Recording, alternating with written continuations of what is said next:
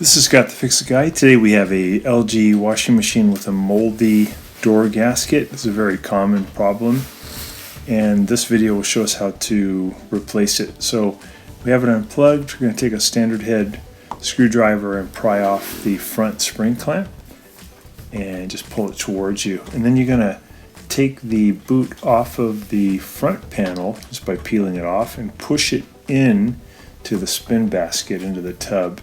Kind of get it out of your way. Hey guys, can you take just a second to click on the subscription link below? It really helps our channel, and also the bell notification, so every time we make a new video we can send it right to you. We make a new video about once every week. Really appreciate that, and if you give us a thumbs up, it'd be great. Thank you. And next thing we're going to do is remove the spring clamp that's holding the back of it onto the plastic tub. You have to use a special tool. It's an LG spring tool.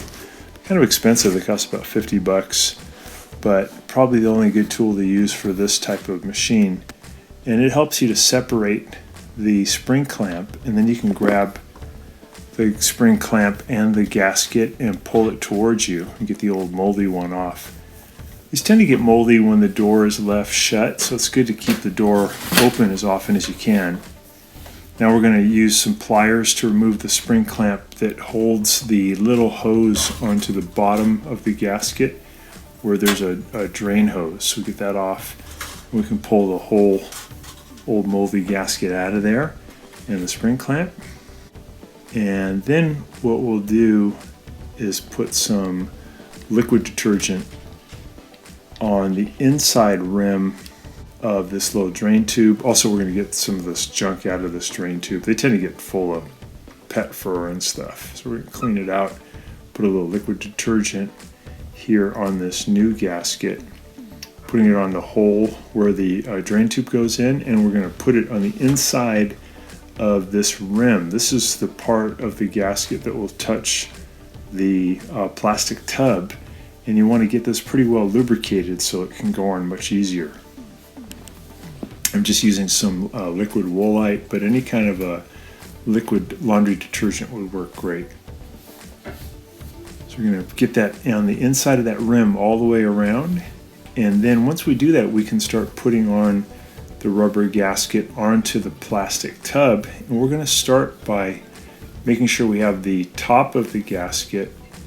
That's the one that doesn't have the drain hole at the bottom. We're going to take that and push it in at the 12 o'clock position on the plastic tub right at the top.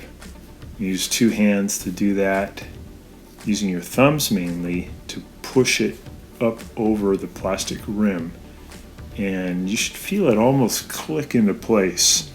Once you feel that, you start going to your left and to your right, just about 1 inch at a time, pushing in to get that gasket over the plastic rim.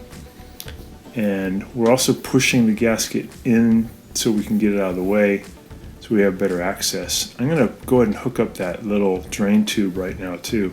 I took the spring clamp and put it way down onto the tube, and now I'm going to push the rubber gasket onto the plastic tube. And I'm going to use two hands, one to kind of hold the tube in position and push the tube up into the gasket as I push the gasket down. Once I feel like those are connected, I'll go ahead and grab the spring clamp with my pliers and I'll move it up over the rubber so that it's going to press down on that plastic tube and I have a nice tight fit.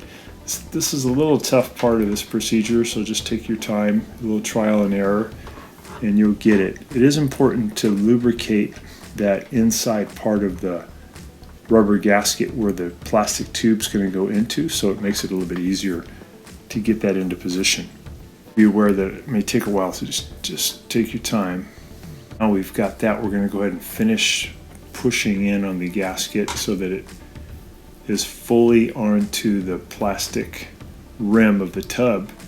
And once you feel like you have it, just reach around and just confirm it. Make sure you really have it clicked into place all the way around before you attempt to put on the back spring clamp.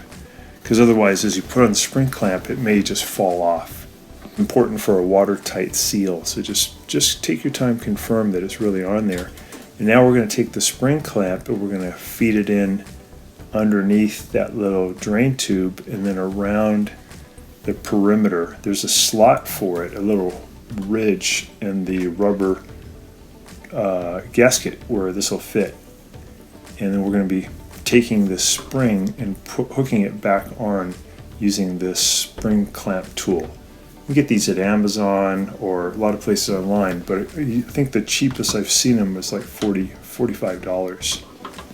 So we got that spring clamp back on, we got it tight, we got this bottom one on, and now we're going to feed the gasket back over the front panel, kind of the same way we did the back gasket. We're just going to go an inch at a time using our thumbs, and just take your time, get it all the way on there.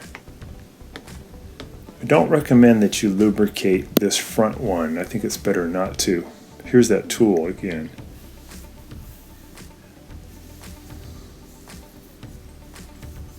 There's a better price, but I've looked a lot and it seems like unless you bought a used one, it's going to be 45 to 50 bucks.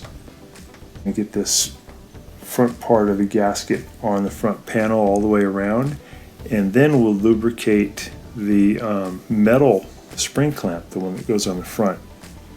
You put the liquid detergent on that, and that makes a big difference for being able to put the front spring clamp back on.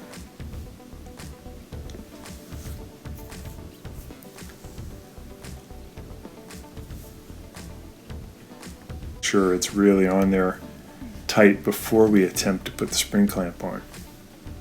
I'm going to use the liquid woolite again, but any kind of liquid detergent is great. Even hand soap would work. Just going to get that all the way on every surface of that spring clamp. Then we'll start at the 12 o'clock position, the top of the spring clamp, and the spring should be at the bottom at the 6 o'clock position. Put it on the ridge, and then we'll separate it. And I'm going to use a standard head screwdriver to help me pry that on, and that spring will stretch. And then once I get it over the ridge, I'll use the screwdriver to help me. That spring will lock it into position. There we go. And we're all done. We're going to just close it and test it and make sure there's no leak. But remember, it's important to keep the door open when you're not in use, and that'll help to avoid that mold growing. And that'll give you probably another 8 years of use before you'd have to replace it. So thanks so much for watching our video. Please leave any comments or questions in the comment section below. We really appreciate that. We have a really nice video coming up for you right here that I think you'll enjoy. Very similar, dealing with appliance repair. So thanks again for watching our video.